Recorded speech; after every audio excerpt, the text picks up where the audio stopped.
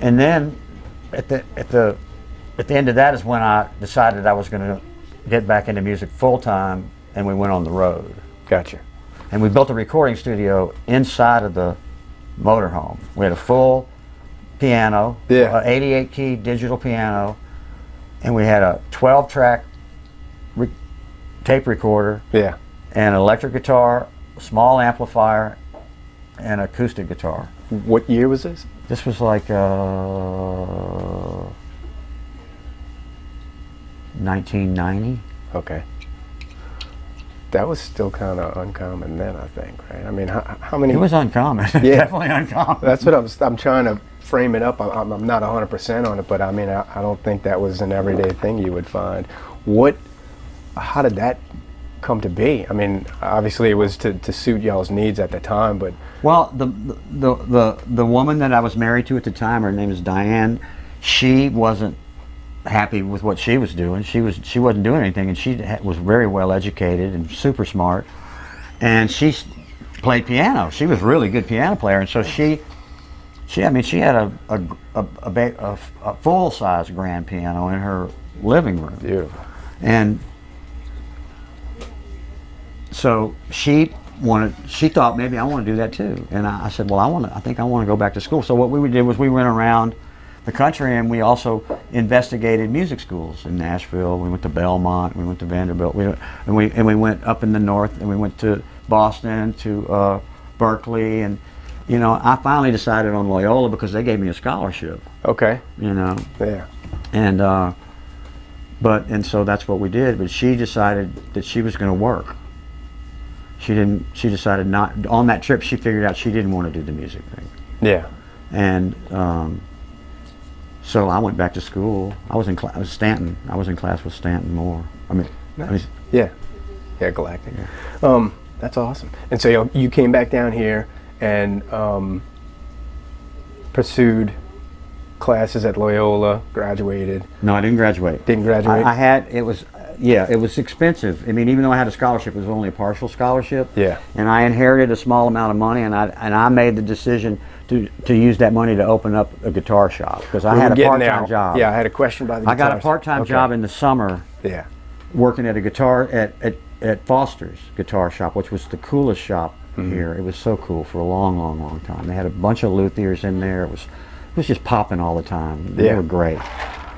And I loved it. And I saw that you could make a lot of money on vintage guitars. And so I quit school and opened up the guitar shop. Okay.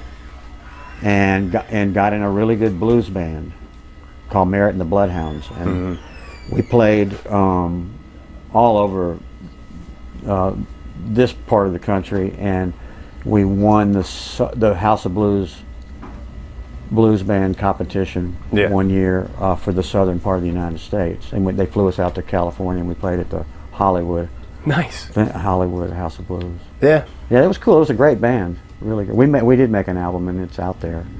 Awesome. You've never been able to jump in the deep end real quick, have you? You just decide you want to pursue something and see how it goes after you get there, right? Yeah. But it's worked out. I mean, you've had some of your greatest opportunities.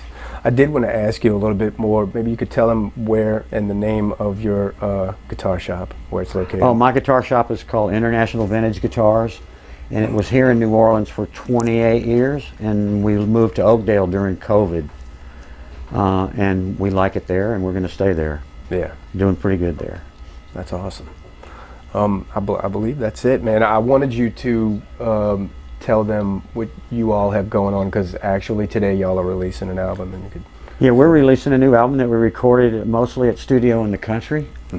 It's called Zycordia. The name of the band is the Iceman Special, obviously, and we're excited about it. We got a video with it, which is good too. Yeah, I am too, man. Like I said before we started recording, I went to that show last year during Halloween, and the light show. It's a submersive experience. It is. Do you know what I mean? And I really enjoyed that. The music itself, there melodic layers to it that I really enjoyed. But once you get in that atmosphere, and it was at Toulouse Theater, which is like a small to medium-sized venue, and y'all packed it, but it was comfortable. Like I was just happy in every aspect. You know what I mean? Well, good. I'm like visually and orally, and I guess that was one last thing I wanted to ask you about. I forgot to ask, as far as how the stage presence of Iceman Special has come together. Can you talk a little bit about? I don't know exactly what my question is, but I want you to kind of tell me how you got to where it is, because it's something else. It's something to see. Okay, I will say this. Hunter and Charlie and Will are super creative around deciding what to do about the stage. Mm-hmm. And I mean, from the very get-go, like we got hired to do, when we first started, maybe in our first 6 or 8 months that we were together, we got a gig playing out in Metairie, around where the airport is, at a little bar out there that has live music all the time. Great little bar, and you have a whole corner. You have the whole corner of the bar. The band can set up in the whole corner. And so we went out there, and Hunter and them bought white sheets, mm-hmm.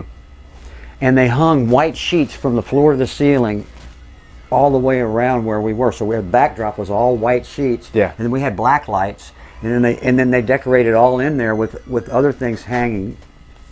And those people couldn't figure out what the hell was going on. I mean, they had like a concert in their little bar that night. It pulls you in. And yeah, and so we tried to do that every chance we get. And I'm going to say that it's not so much me, but I sure take to it well. Yeah, I like it a lot. It's enjoyable playing in that atmosphere. Uh-huh. But every little thing counts, and I think that deserves mention. Y'all show posters are gorgeous. Every little thing helps, you know. Yes, it takes a lot of work. There's a lot of Sure. moving parts, you know, including lawyers and right. taxes and managers. That's the dirtier and side, agents, the under the rug side. And those lights are expensive. Yeah, I bet. But it's great. I mean, yeah, the lights are. Kudos for it. I really enjoyed myself. Taylor Bryant. I hope these guys get out and see y'all, because I really enjoyed myself on so many fronts, man. Well, thank you. And I thank you for your time. I nice appreciate to meet you, it. David. All right.